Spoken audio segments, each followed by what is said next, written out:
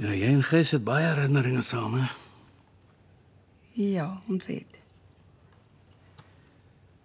Hoekom is jy so geïnteresseerd in my geskiedenis met Gys? Wil jy beter leer ken?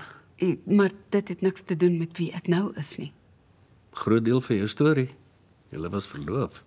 Gys is deel van my verlede en ek sal verkies om hom daar te hou.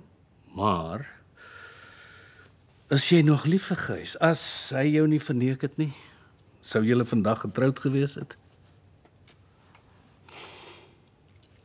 Ek wens Gys net die beste toe, maar ek is nie meer lief vir hom nie. Ek is verlief op jou. En ek wil net fokus op ons toekoms, eerder as op 'n geskiedenis met 'n eks.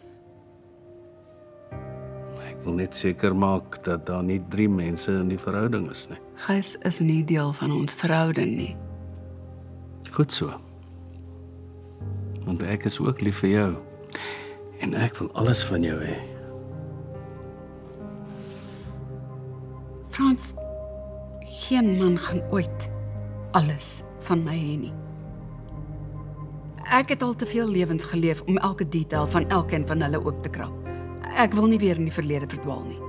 Wat jy nou sien, dis ek en dis wat jy kry en dit sal moet genoeg wees.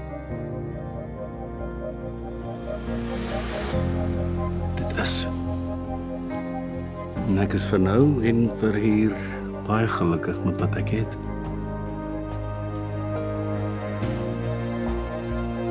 Ek bly. Ek is ook.